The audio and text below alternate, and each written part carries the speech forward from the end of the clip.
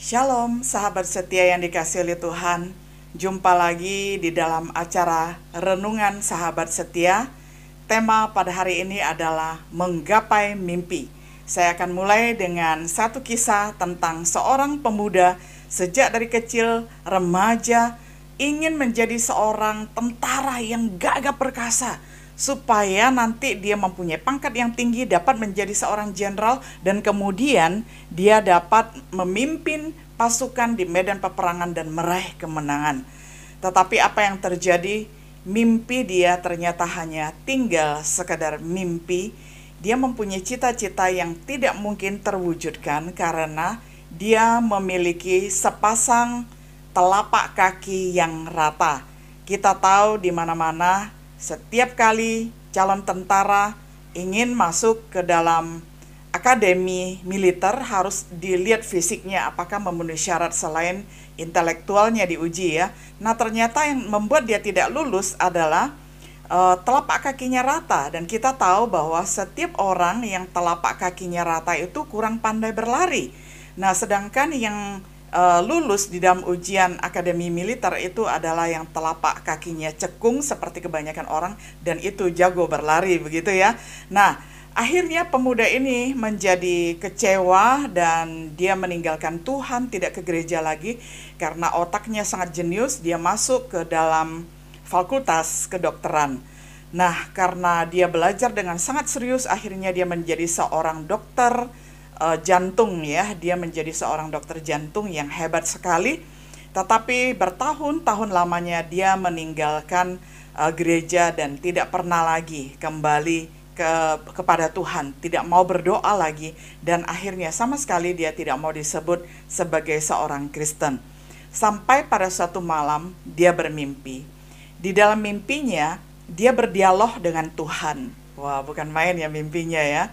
Dia bertanya kepada Tuhan, "Tuhan, mengapa Engkau menciptakan saya dengan telapak kaki yang rata sehingga saya tidak dapat masuk ke dalam akademi militer dan saya tidak dapat mencapai impian saya sejak dari kecil? Saya ingin menjadi seorang jenderal yang mempunyai banyak sekali prajurit-prajurit di bawahnya, sehingga ketika maju di medan peperangan saya dapat memenangkan peperangan." Kemudian akhirnya Tuhan tersenyum kepadanya dan memberikan semacam film singkat seandainya kalau dia betul ingin menjadi seorang tentara dan kemudian akhirnya dia maju ke dalam peperangan.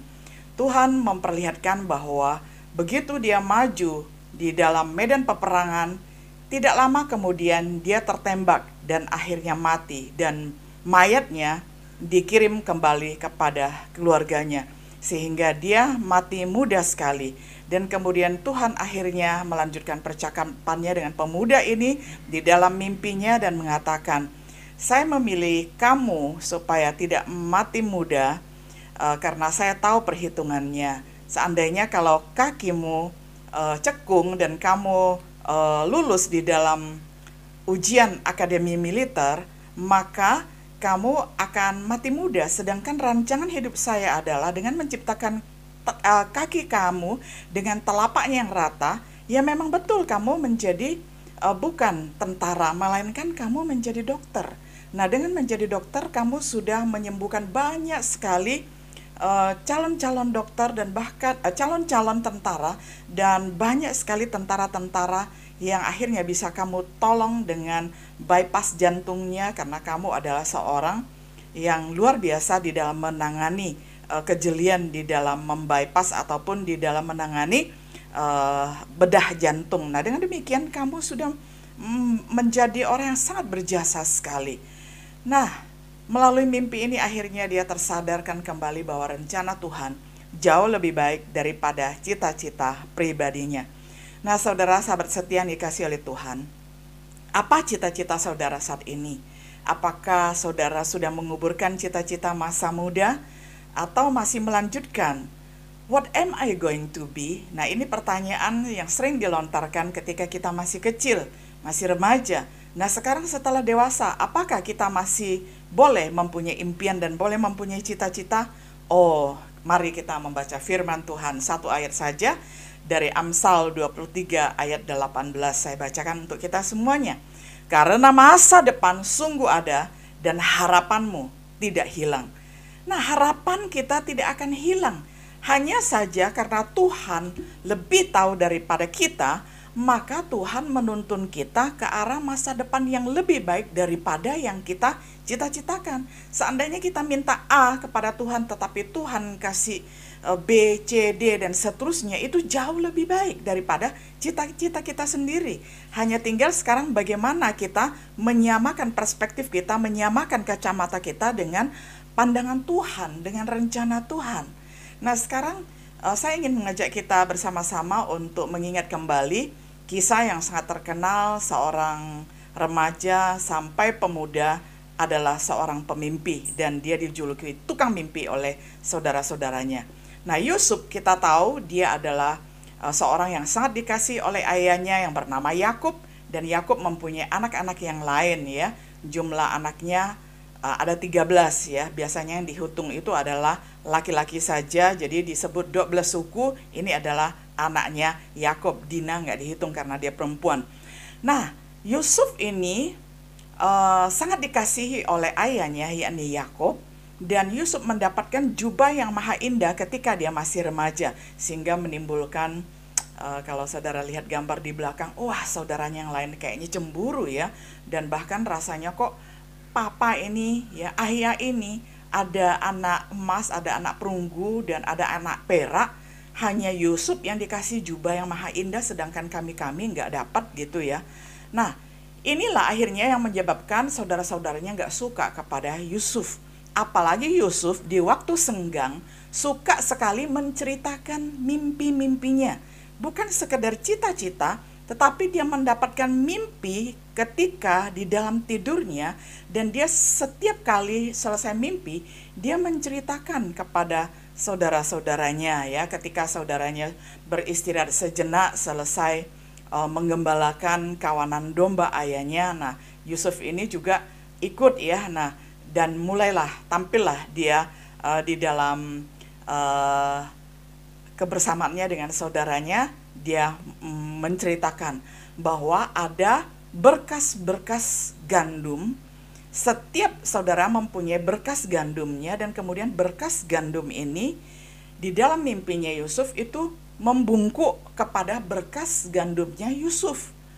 Wah, mendengarkan mimpi yang pertama ini, saudara-saudaranya Yusuf merasa marah karena berpikir, kok seperti ini, dia lebih muda daripada kita, mimpinya kok berkas gandum kita, lalu menyembah ataupun tunduk kepada berkas gandumnya. Dia apa maksudnya? Nah, belum lagi cerita berikutnya, mimpi berikutnya ya. Di dalam satu kesempatan akhirnya Yusuf menceritakan bahwa di dalam mimpinya dia melihat ada matahari, bulan, dan 11 bintang. Dan saudaranya ini ternyata adalah penafsir mimpi yang sangat baik juga ya. Karena memang sebenarnya mimpi, kalau betul itu adalah pesannya datang dari Tuhan, itu bisa ditafsir ya, asalkan kita minta hikmat kepada Tuhan. Jadi ada mimpi yang mempunyai makna, tetapi ada juga yang tidak ada maknanya kalau itu hanya karena disebabkan oleh apa yang dikatakan oleh Sigmund Freud itu sebagai aktivitas di bawah alam sadar begitu ya. Nah, tetapi mimpi yang di dalam Alkitab ini, saudara, ada 3.000 ayat Alkitab berbicara tentang mimpi, dan setiap kali kalau Allah memberikan mimpi kepada seseorang itu ada maknanya, ada artinya. Jadi ada 3 jenis mimpi ya. Ada mimpi yang disebabkan oleh karena Tuhan ingin menyampaikan pesan, yang kedua karena keletihan kita ya, dan yang ketiga itu dari kuasa gelap ataupun kuasa jahat. Nah, sekarang yang kita bicarakan itu adalah tentang mimpi dari Tuhan. Itu bagaimana cara membedakan dengan mimpi-mimpi yang lain. Nah, mimpi kalau ada pesan dari Tuhan, kita ingat setiap detailnya. Semua detailnya, apa warnanya, berapa angkanya, dan apa baunya, kita ingat begitu. Nah, sedangkan kalau mimpi yang tidak mempunyai pesan hanya karena raga kita terlalu capek, lalu akhirnya ketika tidur kita banyak mimpi, itu mendatangkan hal yang semacam tidak ada artinya gitu ya. Nah, di dalam mimpinya Yusuf, dia melihat matahari, bulan, dan 11 bintang ya. Nah, saudaranya langsung menerjemahkan, matahari itu adalah bapaknya, bulan itu adalah mamanya, dan 11 bintang itu adalah saudara-saudaranya. Dan semuanya tunduk, semuanya menunduk kepada Yusuf, dan semakin marahlah saudara-saudaranya, dan akhirnya singkat cerita kita tahu Yusuf dilemparkan ke dalam sumur yang kering. Karena apa? Karena mereka mempunyai satu komplotan ya. Jadi saudara ini ya, saudara kandung sangat mempunyai semacam komplotan ya. Nah, komplotannya adalah mereka akan kirim berita ke bapaknya bahwa anaknya sudah mati diterkam oleh binatang yang liar begitu ya, dengan mengirimkan bajunya yang dilumuri dengan darah binatang. Padahal Yusuf dimasukkan ke dalam sumur yang kering dan akhirnya dibeli oleh pedagang Ismail ya, dan akhirnya dijual ke Mesir. Nah, tiba di Mesir, dia bekerja di rumah Potifar ya, seorang pegawai istana yang sangat baik. Nah, tetapi istrinya ya, Tante Poti ya, nah menggoda Yusuf. Nah, tetapi Yusuf ini adalah seorang yang menjaga kekudusan hidup, dan dia tidak mau digoda oleh Tante Poti tersebut ya, Potifar ya, istri Potifar. Nah, Yusuf ketika digoda, dia pergi dan tidak mau ya berselingkuh dengan istri bosnya begitu. Nah, akhirnya istri bosnya ini menjebloskan Yusuf ke dalam penjara karena marah ya. Nah, di penjara Yusuf juga menafsir mimpi. Jadi dia bukan hanya tukang mimpi, tapi dia juga pandai menafsir mimpi. Dia pandai menafsir mimpi juru minuman dan juru roti ya. Sehingga akhirnya apa yang ditafsir oleh Yusuf itu menjadi kenyataan. Dan hal ini terdengarlah ya di telinga Firaun bahwa ada seorang pemuda Yahudi di dalam penjara yang pandai menafsir mimpi. Karena dia mencari tukang yang bisa menafsir mimpi gitu ya, mencari ahli yang bisa menafsir mimpi, tetapi tidak ketemu. Dan di dalam mimpinya Raja Firaun merasa sangat sulit sekali karena dia tidak ngerti apa maksudnya. Nah, jadi kalau mimpi yang mempunyai pesan dari Tuhan itu membuat hati ini gundah gulana kalau kita tidak tahu artinya begitu ya. Nah, itu yang dialami oleh Raja Firaun.